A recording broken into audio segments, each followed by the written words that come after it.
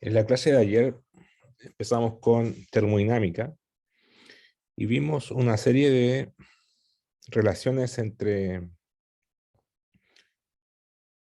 las funciones de estado y las variables independientes de presión, temperatura y volumen.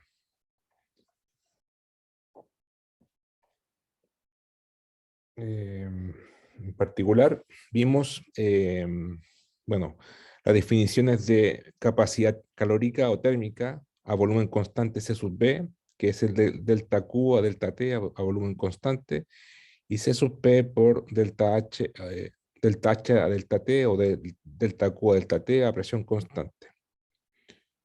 C sub P tiene unidades de joules por grados Celsius. ¿Ya? Eh, Vimos también el coeficiente de dilatación térmica debido a un cambio relativo de volumen, o sea, un delta V a delta T, medido con respecto a un volumen de referencia B a presión constante, y lo mismo para beta, que es un cambio de volumen, de un cambio de presión a un volumen constante y con signo negativo porque el cambio de volumen implica un cambio en el sentido contrario de la presión. Por ejemplo, un aumento de volumen produce una disminución de presión y un decrecimiento, una reducción de volumen implica un aumento de presión, o sea, tiene sentido contrario. Por eso es el signo menos. De esa forma, beta queda positivo. Y en el caso de las rocas, beta tiene un valor de 10 elevado a menos 11 sobre Pascal. Y alfa tiene un valor de 10 elevado a menos 5 grados Celsius a la menos 1. ¿Ya?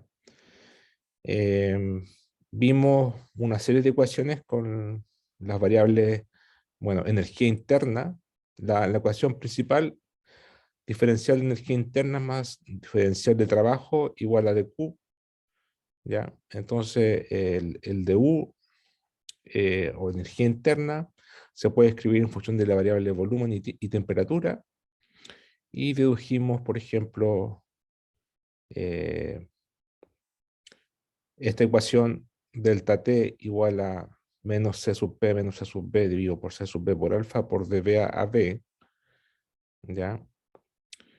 Y en fin, al final C sub P menos C sub B minúscula, es decir, sobre masa, sobre unidad de masa, es igual a temperatura por alfa al cuadrado dividido por rho por beta.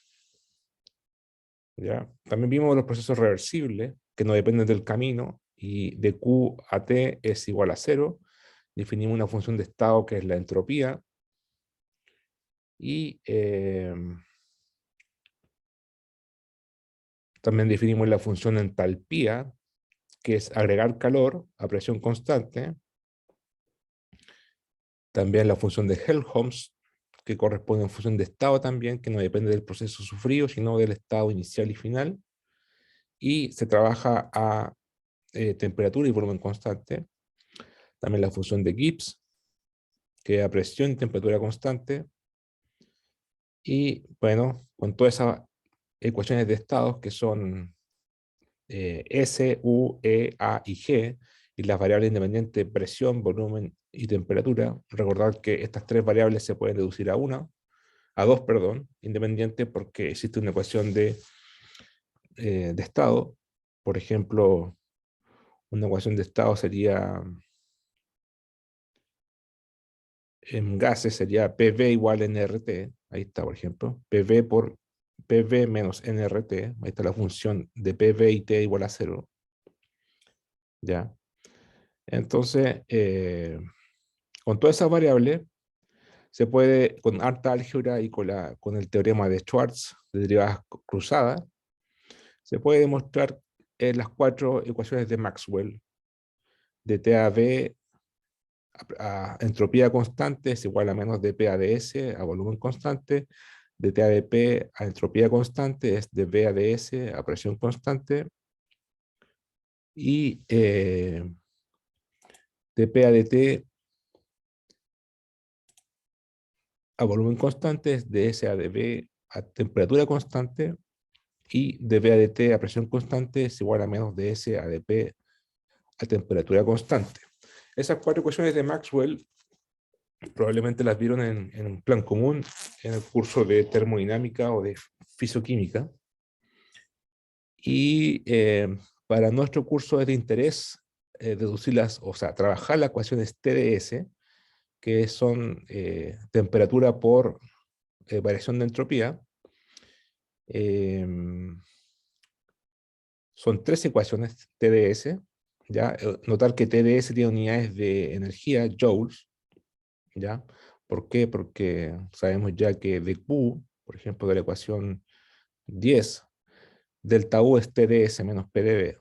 Esto tiene unidades de trabajo, o sea, de energía, y esto es de energía interna, entonces obviamente tiene dimensiones de energía. Y en particular la entropía, S tiene unidades de energía sobre grados Celsius, o Joule sobre grados Celsius. ¿Ya? Entonces también vimos ayer que si tomábamos la función S, en función de las variables temperatura y volumen, hacíamos el diferencial de S a dt a volumen constante por dt, más ds a dv por dv, y multiplicábamos todo esto por t después, obteníamos esta expresión. Y si ocupamos el C sub B, la capacidad térmica, que es de Q a dt a volumen constante, o de H a dt a volumen constante. Ahora, a su vez, sabemos que el de H es, o de Q, de acá viene, ahí está, o de acá, o de acá, ahí está, de Q a T, o de aquí mejor. ds es igual a de Q a dt, o de Q dividido por T. Entonces, claramente aquí este de H a dt es ds a dt y el T lo saco para afuera. ¿Ya? Entonces tengo esta ecuación para C sub B. Entonces, por ejemplo, este término que está acá, tal cual, lo reemplazo por C sub B. ¿Cierto? Esto es C sub B por la ecuación 23.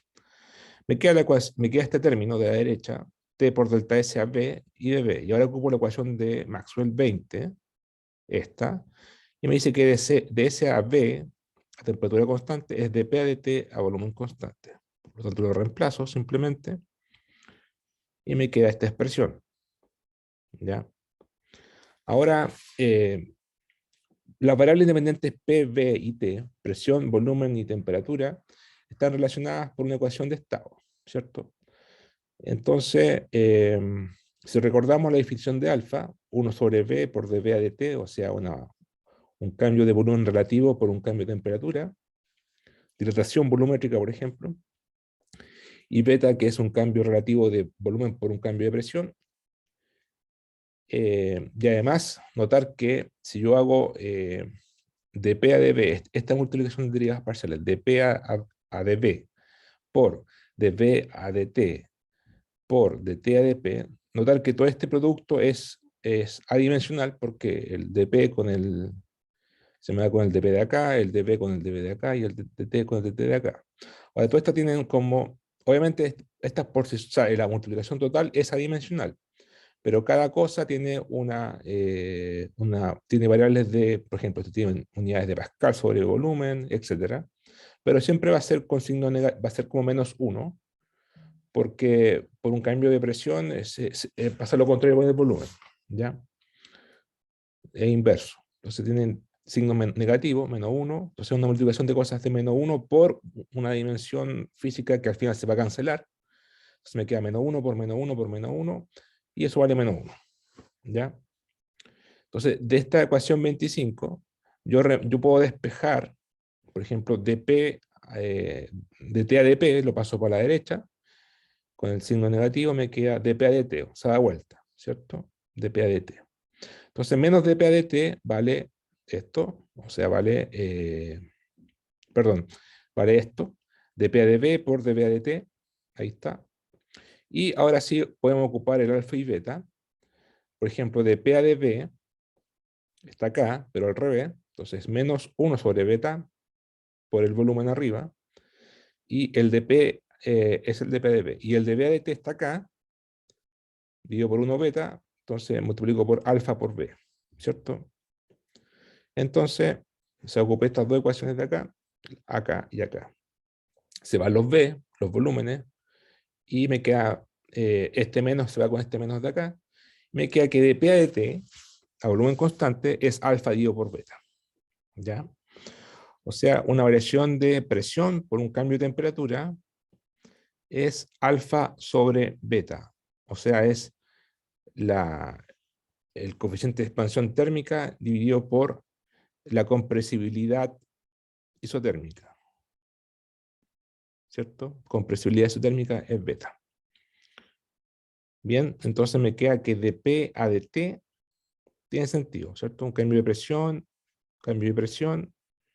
por un cambio de, de temperatura, ¿ya? Bien, entonces vuelvo a esta ecuación, a la ecuación 24, reemplazo de P a de T, que vale alfa dividido por beta, y me queda simplemente aquí alfa dividido por beta, por T por dB, por T por dB. Perfecto. Aquí obtuvimos la primera ecuación de TDS, ¿ya? La ecuación TDS. Y la vamos a ocupar después, ¿ya? Que liga la temperatura por un cambio de entropía por el coeficiente térmico, de la capacidad térmica del material, por delta T más alfa por la temperatura, digo por beta, por dT. O sea, me liga el volumen con la temperatura. Variaciones de volumen por variaciones de temperatura, dependiendo del trabajo isotrópico, o sea, entrópico. ¿Ya? Esa es la primera ecuación, esa es la primera ecuación TDS. Hay dos más. Bueno, la segunda, hay que hacer algo parecido. Aquí partimos con S igual TD, como función de T y B. Para hacer la segunda tendrían que partir por una función S en función de S de temperatura y presión. Aplicar la ecuación 21, y análogo, ¿ya? Análogo a lo que hicimos acá, hay que hacer el diferencial, multiplicar por T, ocupar el C sub P probablemente, y ocupar la ecuación 21 de Maxwell, y van a llegar a este resultado. Van a llegar ahí está, el delta S, de S a dt por dt, de S a dp por dp, multiplican por T, aparece un C sub P en este caso, porque es la presión constante, y con el teorema de Schwarz, las multiplicaciones por menos 1, ocupan la ecuación 21 de Maxwell, van a llegar a este resultado. TdS igual a C sub P por delta T menos alfa por B por T por delta P. ¿Ya? A diferencia de la primera, acá tenemos un C sub D, C sub B, y acá tenemos un C sub P, y acá tenemos un delta B, y acá tenemos un delta P. ¿Ya? Porque escribimos la función S en función de P. Ahí estaría la segunda ecuación de Maxwell, o sea, de TdS, que también vamos a ocupar después.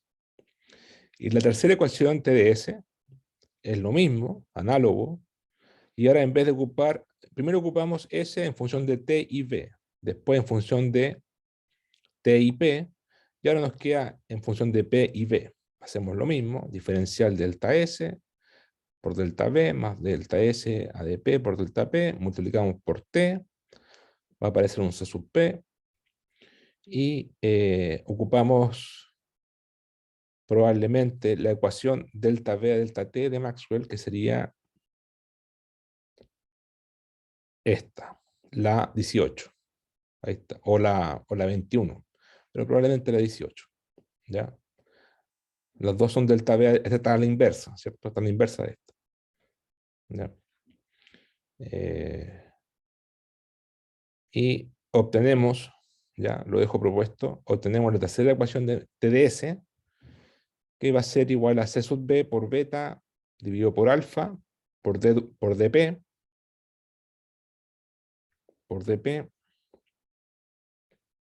si donde ocupa la ecuación 21, ahí está. Eh, 21 de B de T porque es presión constante, ¿sí? Ocupamos la ecuación 21. ¿Ya? Y nos va a quedar esto. En la ecuación tercera nos va a quedar esto. C sub B por beta dividido por alfa por delta P, más C sub P dividido por alfa por beta, o sea, por volumen por delta B. ¿Ya? Entonces, tenemos en resumen, tenemos tres ecuaciones TDS, una en función de delta T y delta B, la otra en función de delta T y delta P, y la otra en función de delta P y delta B. ¿Ya? Entonces, estas variables temperatura, compresión y volumen se relacionan a través de sus propiedades térmicas C sub B, alfa, beta, ¿ya? Y eso va a ser lo que vamos a ocupar a continuación. Por ejemplo, hay que notar, ya está una ecuación importante en física de la Tierra. Por ejemplo, si notamos que delta T a delta P, ¿ya? Es menos delta T a S, menos delta T a delta S, por delta S a delta P, porque tiene un signo negativo, se van los delta S y me queda esto, ¿ya? Y esto tiene un menos.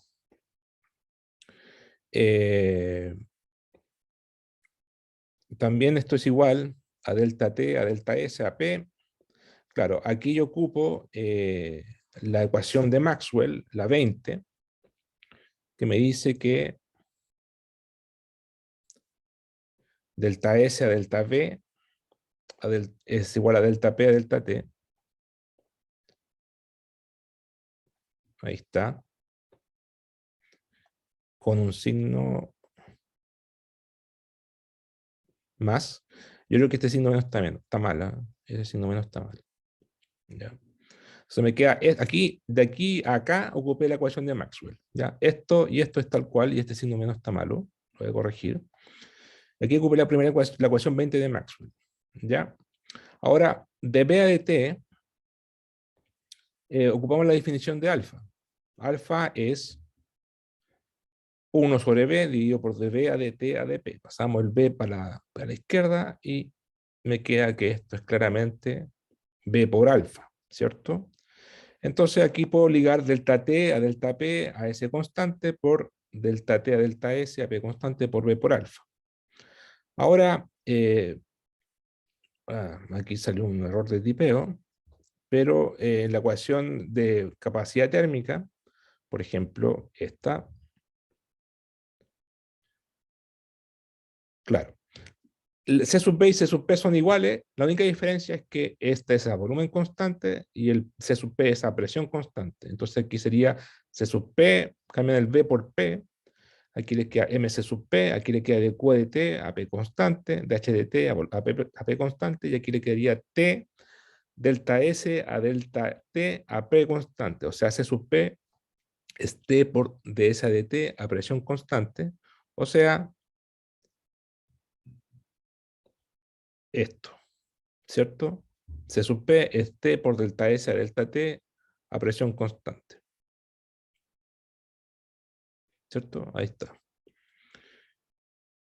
Luego, este delta T de él se lo doy vuelta, si quieren, o paso para la izquierda y paso dividiendo y me va a quedar aquí, me va a quedar este T dividido por el M por C sub P, masa por C sub P chico, ¿cierto?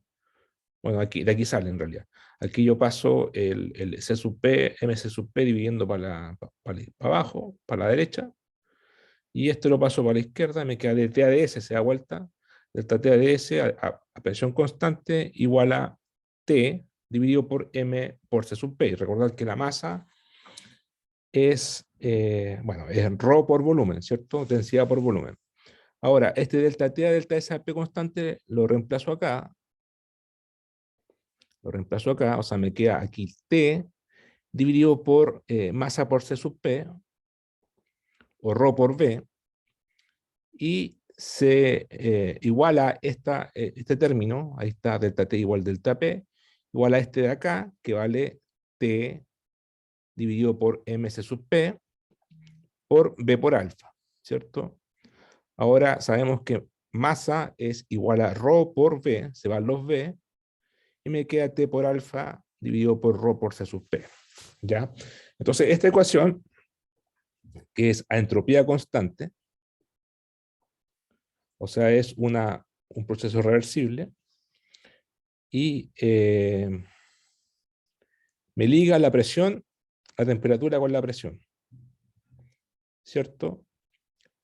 Entonces, yo puedo, por ejemplo, pasar dividiendo la temperatura para la izquierda y la presión para la derecha, y puedo encontrar cómo aumenta la temperatura por un aumento de presión, por ejemplo.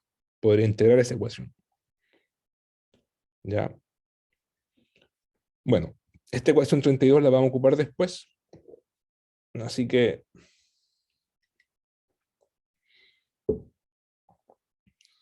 tenganla presente. Cambios de fase. ¿Ya? Si hay una pregunta, me avisan nomás. Ya, cambios de fase. Bueno, obviamente ustedes están en la presión atmosférica, es decir, en la superficie. Sabemos los cambios de fase del agua, ¿cierto? Sabemos que tiene una fase sólida, el hielo, una fase líquida, el agua, y una fase gaseosa, el vapor, vapor de agua, ¿cierto? Entonces son cambios de fase, ¿ya? Y que son dependientes de la presión y de la temperatura. Entonces hay un dominio sólido, un dominio líquido y un dominio gaseoso. Y hay un punto triple, o sea, esta es una función de sólido gaseoso, por ejemplo. Esta es una función de sólido líquido, son funciones, PT, esta es una función de gaseoso líquido. Entonces hay un punto en que, una singularidad en que es coexistente las tres fases, ¿ya? Coexistencia de fases sólida, líquida y gaseosa. Bueno, lo mismo pasa con las rocas, ¿cierto? Y esta curva, ¿sí? Es para el agua, tiene otra forma, las rocas. Y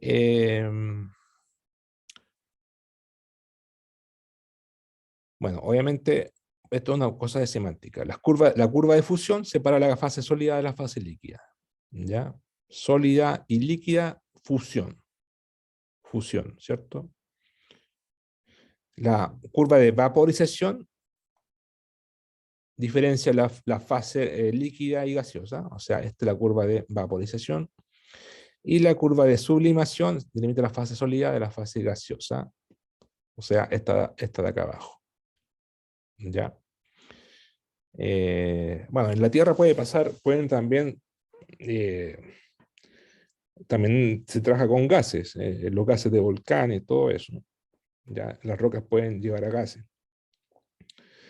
Pero eso ya es geoquímica. Lo más probable es que en geodinámica vamos a estudiar acá las fases de fusión, que son la fase en que se transforma de la roca sólida a una roca fundida o líquida, pero casi siempre hablamos de fusión parcial, y fusión parcial significa que parte se funde y otra parte no se funde, por eso es parcial, ¿ya?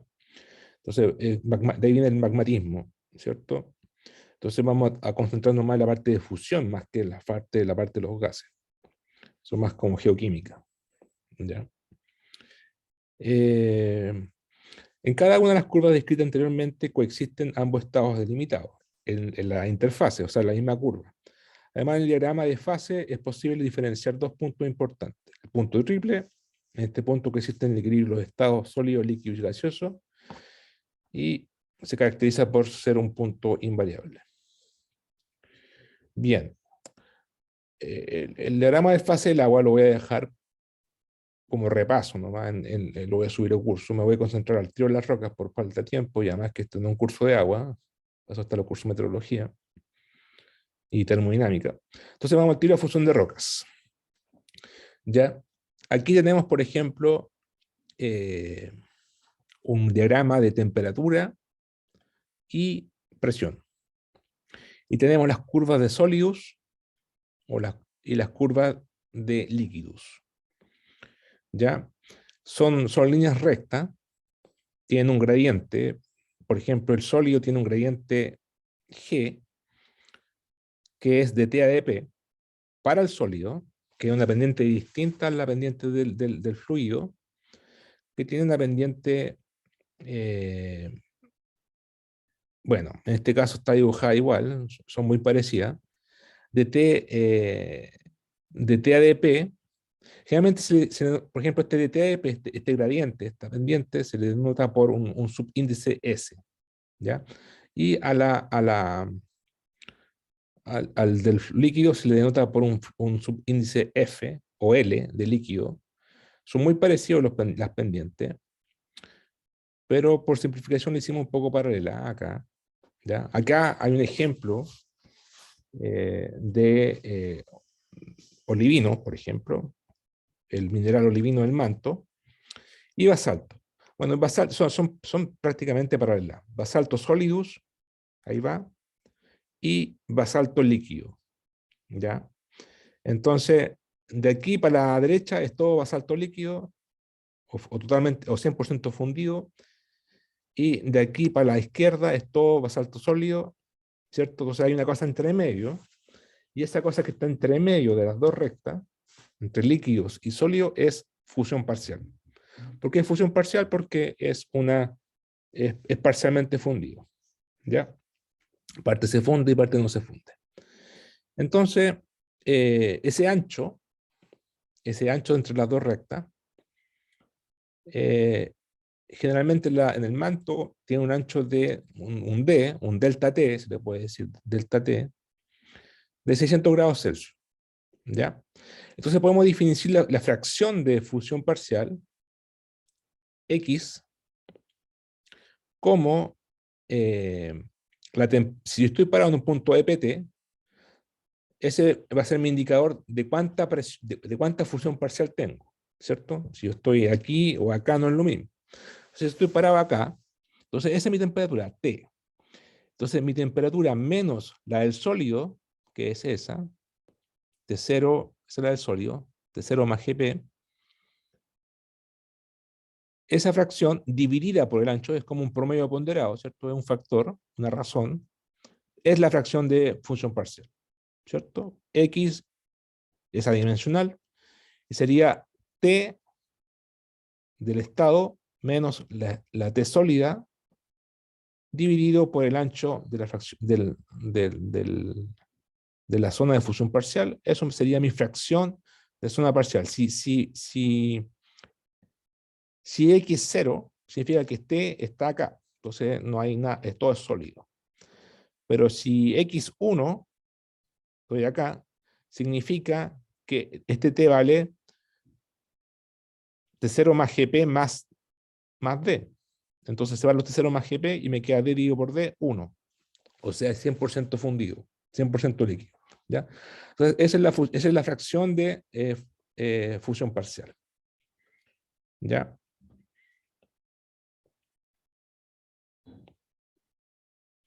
Bueno, entonces ustedes saben que en el interior de la Tierra las rocas sufren cambios de estado importantes, dando lugar a la formación de magma. Este proceso de cambio de estado de sólido a líquido se denomina fusión parcial, o partial melting, como se ve en los libros.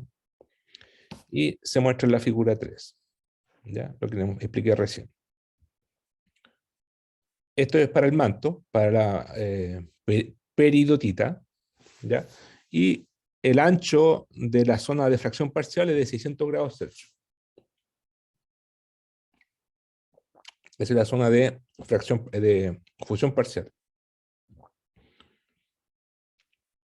Entonces ahí el X, como se lo define recién, esta es la temperatura del solidus, T0 más GP, G es un DT a dP, y el líquido es lo mismo desplazado en un D, que es la zona de fracción parcial, y sería T0 más delta T a delta P. Aquí estoy reemplazando el TS, simplemente, es 100% paralelo, y TS más delta T a delta LS. Ya, esas son notaciones por si acaso. D igual delta T LS significa un delta de temperatura de líquido a sólido.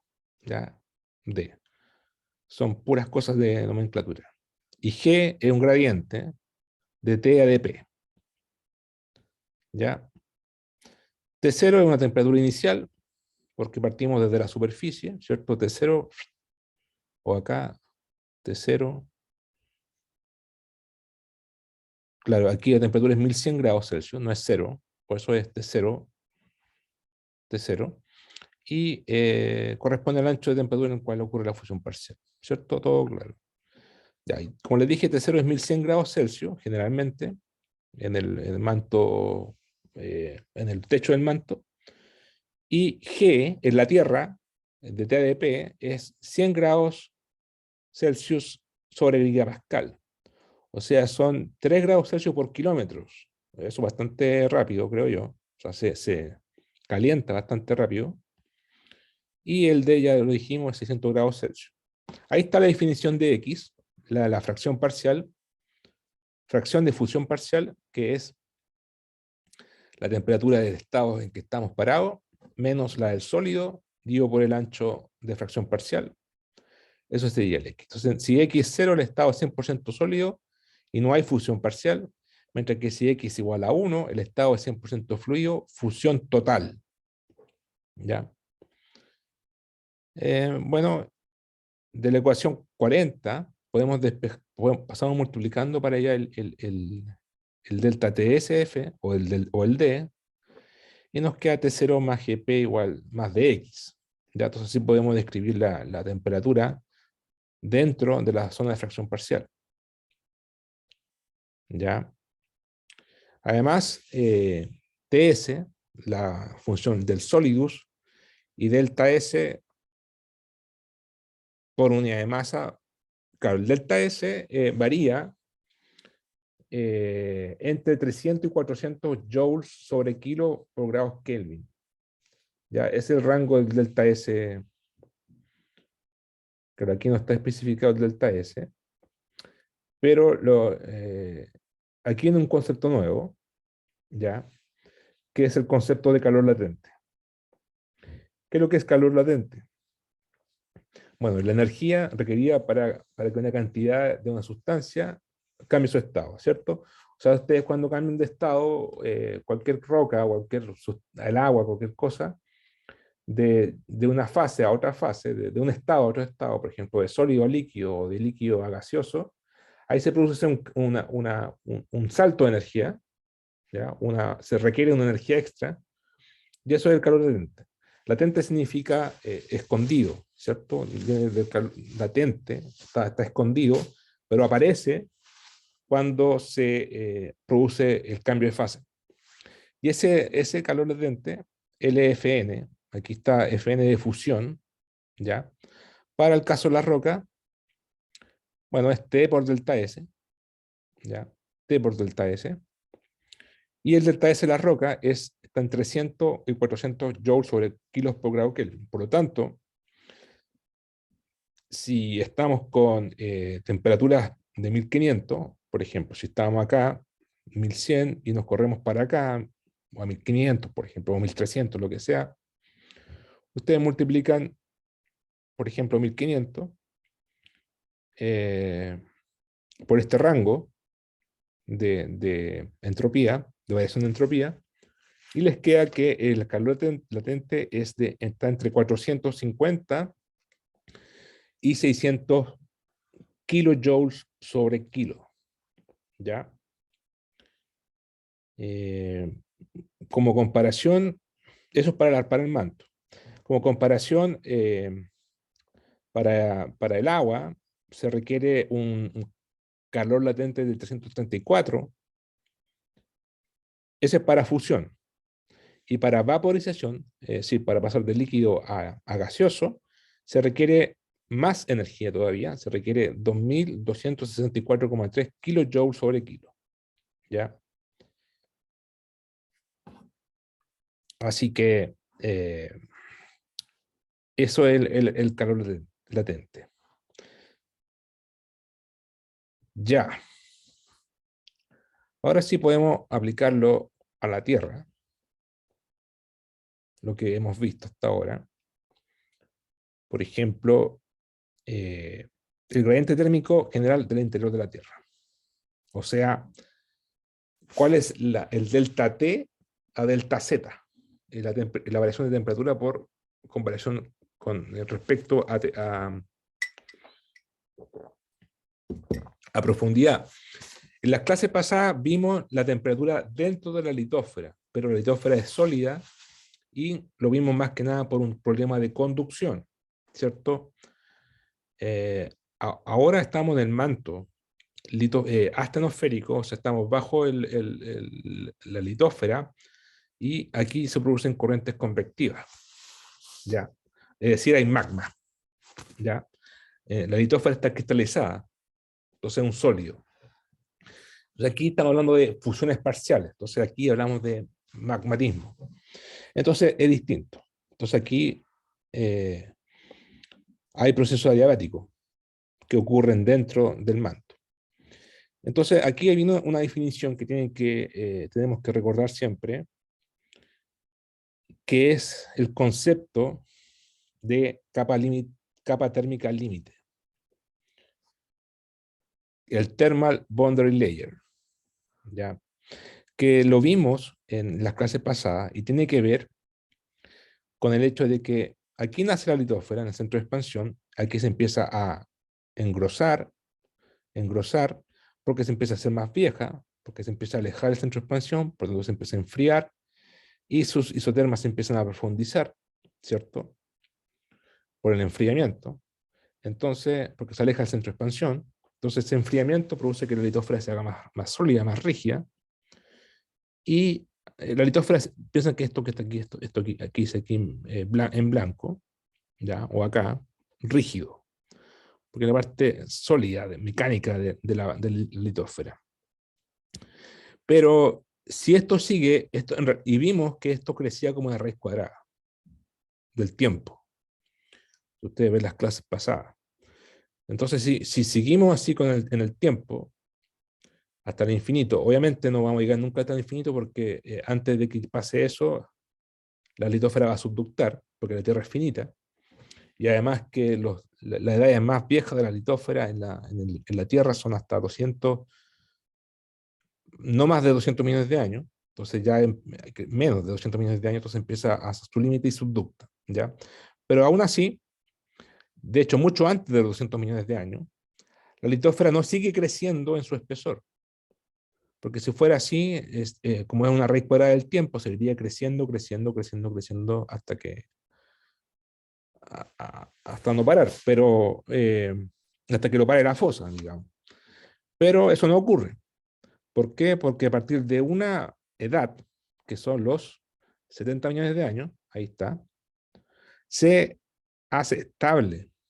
Se hace estable desde el punto de vista, o se hace constante el espesor, ¿ya? No sigue creciendo el espesor, ¿ya? Y eso es por la siguiente razón, es porque en el manto, o sea, a partir de, aquí estamos a mucha profundidad, de hecho. Aquí ya empezamos a llegar a una profundidad de más de 100 kilómetros. O sea, aquí estamos a 90, y acá estamos a... Esto es un espesor, esto es una transición, por si acaso, ¿ya? Yo creo que boundary layer debe ser transition layer, no sé, algo. Transition zone yo le hubiese puesto. Thermal transition zone. Esta es una transición. Pero lo importante es que aquí esto pierde su forma de raíz cuadrada, sino que se hace ahora más como asintótico, se hace como constante. ¿Y por qué pasa eso? Porque no se sigue enfriando. ¿Y por qué no se sigue enfriando? Porque a esta profundidad ya existen las corrientes convectivas. ¿Ya? Hay corrientes por debajo. Entonces esas corrientes convectivas transportan calor. Y como acá se estaba enfriando y acá se calienta, se equilibra y se hace estable. ¿Ya? Esa es la razón. ¿Ya? Entonces, eh, y el espesor, el thermal boundary layer, es un espesor que se define a partir de los 70 millones de años y es un espesor que oscila entre los 90 y los 150 kilómetros. ¿Ya? Esa es la zona del thermal boundary layer, que es una zona de transición de conducción o de rígido a viscoso. ¿Ya?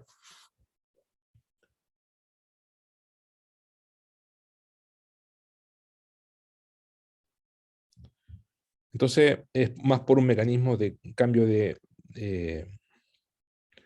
rígido a sólido. Ahora, en la parte viscosa, el interior de tierra puede ser visto como un fluido en convección vigorosa, o sea, ocurre convección, porque es viscosa, ¿cierto? Es un fluido.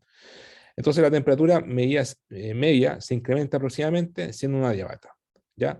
Entonces aquí, como es un fluido en tiempo geológico, es decir, fluye, entonces no se puede mover con conducción, se tiene que mover con convección, obviamente, pero la temperatura tiene que medirse, tiene que estudiarse a través de una diabata, ¿ya? Y en una diabata está implícito los cambios de fase, ¿ya? Entonces la litósfera es rígida a gran escala, a diferencia del manto astenosférico, ¿cierto? El LAP separa las dos regiones de transporte de calor, conducción versus convección. Sin embargo, la transición de un dominio que transporta calor principalmente a través de la convección en la astenósfera a la litósfera conductora no es seriamente abrupta y en cambio abarca una amplia zona de transporte de calor mixto temporalmente variable. Claro, en la zona de transición, obviamente aquí no es abrupto el cambio de 100% rígido a 100% fluido, hay una zona de transición y ahí conviven la convección y la conducción, ¿ya? Eh, la parte superior de la capa límite térmica es la profundidad máxima a la que el calor se transporta por conducción, ¿ya? Entonces aquí todo esto es conducción. El fondo de la thermal boundary layer es la profundidad más superficial a la que el calor se transporta por convección. O sea, la parte más superficial sería hasta acá, y acá adentro sería una combinación. Bien, ahora esto ya lo vimos, volvemos a la ecuación, esto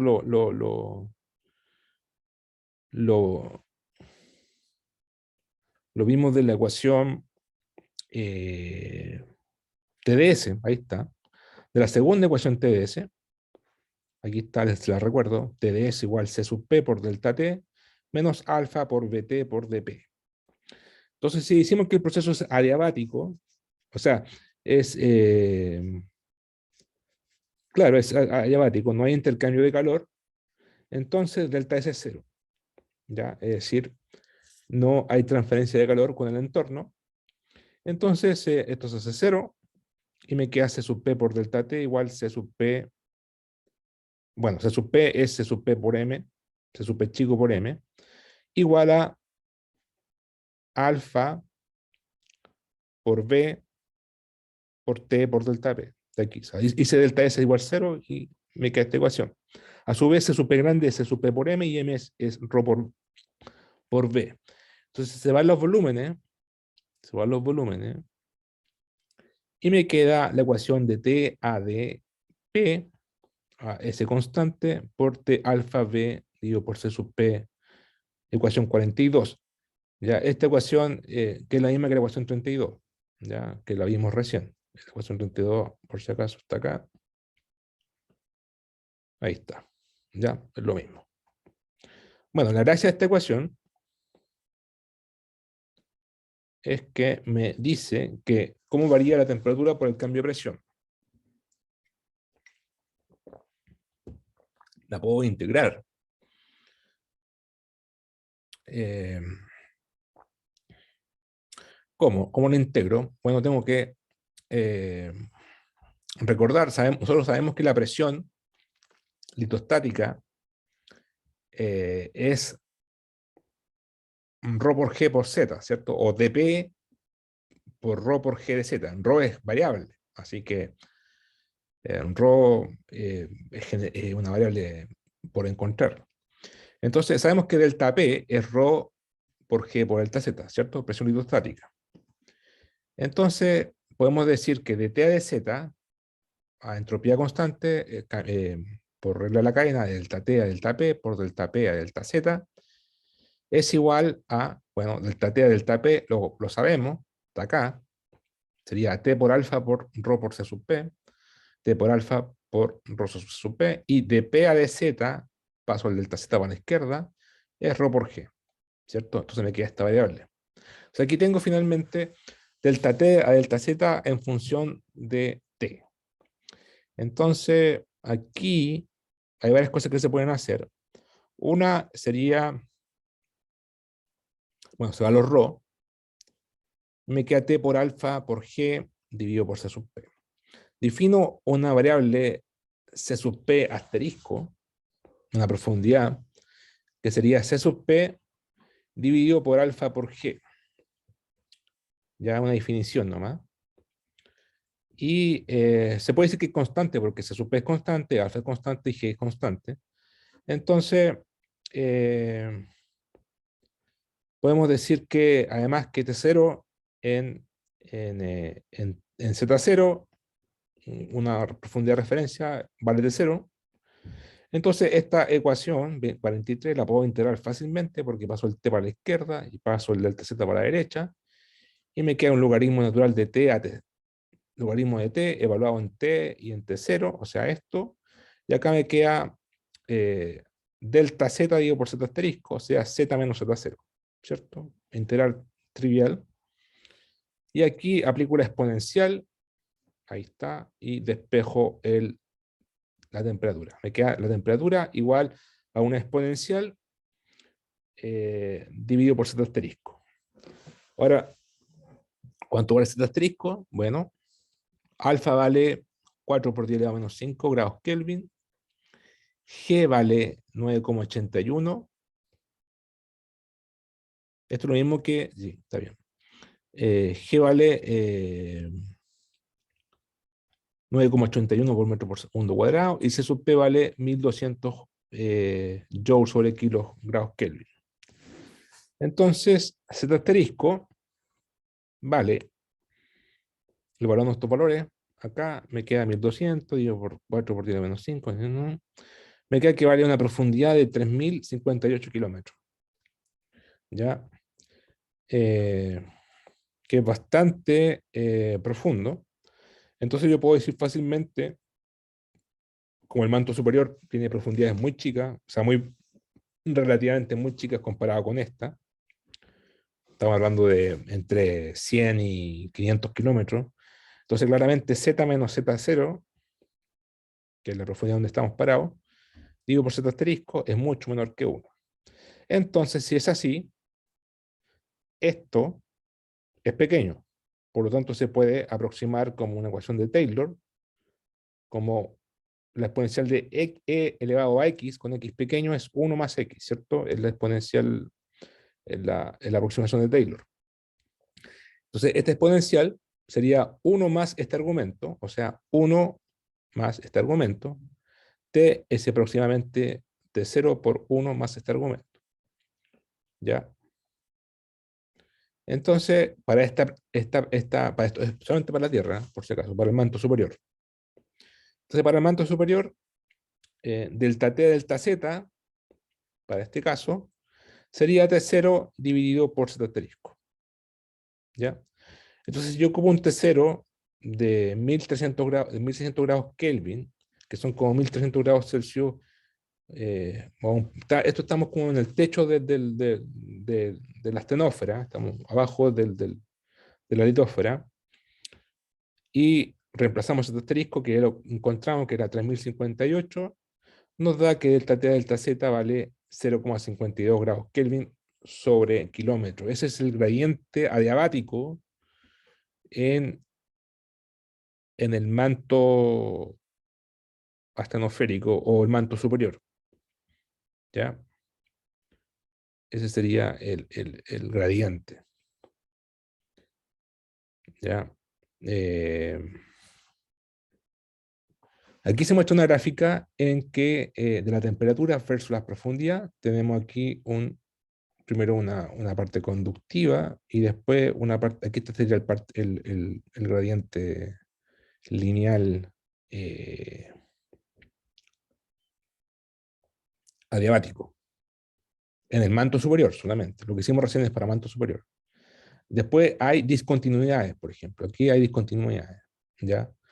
Aquí a los 660 hay una famosa discontinuidad que es por un cambio de fase, ¿ya? Ahí cambia el spin en la perovskita, un cambio de fase que vamos a ver después, y eso implica un calor detente y un salto de energía, ¿ya? Pero lo que hicimos recién es solamente para esta región, para la parte del manto superior y sin contar la litosfera, obviamente,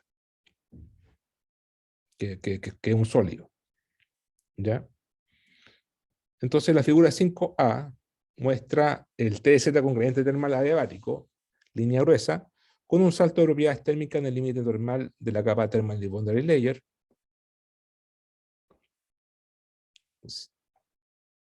Aquí hay un salto. Y en la interfase manto-núcleo también. Bueno, obviamente en el núcleo y el manto es un cambio brutal de manto a hierro, o sea, de roca mantélica o magnesio y hierro, o sea, de magnesio a hierro, ¿cierto? Hierro líquido en el núcleo. Hay un cambio de propiedades. Eh, La línea negra punteada corresponde a una distribución de temperatura adiabático para una capa límite térmica tanto en la parte superior como en la inferior del manto inferior. Eh,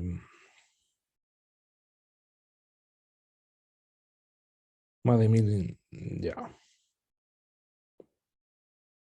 Ya, entonces, en la próxima clase lo que vamos a hacer, vamos a ver, en realidad, esto es una simplificación en el manto superior, pero en realidad lo que vamos a hacer, vamos a calcular de nuevo el gradiente termal, ¿ya? Y vamos a ver, vamos a tomar en cuenta cómo se ajusta nuestro modelo con, con las discontinuidades que existen, que son muchas más en realidad, porque si vemos las ondas sísmicas, las ondas P, las ondas S, veremos tres discontinuidades importantes. Veríamos la discontinuidad del mojo, ¿cierto? La corteza del manto, bueno, toda esta parte ya es de la litósfera, pero también hay una discontinuidad a los 220, que es la discontinuidad en la que se convierte el, el, el, el olivino al spinel, ¿ya? Y después hay otra discontinuidad más importante, los 660, perdón, a los 410 kilómetros es cuando se transforma el mineral olivino a uno más denso, que es el spinel. A los 660, que es la continuidad de prima, esta, que es más brutal, esta más brutal, esta es el thermal boundary layer, ¿ya? Eh, a los 660 se transforma el spinel a perovskita, ¿ya? A unas temperaturas de 1875 grados Kelvin y 23,1 gigapascal, ¿ya? Eh, entonces, estas son las observaciones por sismología, ¿ya? Ahora, esto va a entrar un poco en problema con nuestro modelo porque no se puede modelar estas discontinuidades, a menos que coloque el cambio de fase y lo haga por intervalo, ¿ya? Pero vamos a ver cómo varía la densidad. Aquí está la densidad, ahí ven la densidad, ¿cierto? Claro, fíjense aquí que hay saltos de velocidades, pero la densidad no es tanto aquí, es irrelevante. Pero aquí sí hay un cambio de densidad bastante, que es el salto del olivino al spinel, y después del spinel después de la perovskita, del spinel a la perovskita, aquí, que es bastante brutal el cambio de densidad, ¿ya? Entonces, lo relevante aquí es la densidad, más que la velocidad sísmica.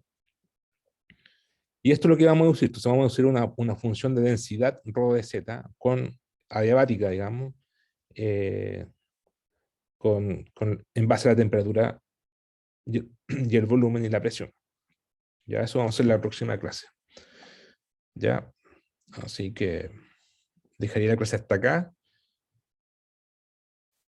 No sé si hay preguntas. Si no hay, bueno, yo creo que el control 2 va a ser el 16 nomás, según las votaciones.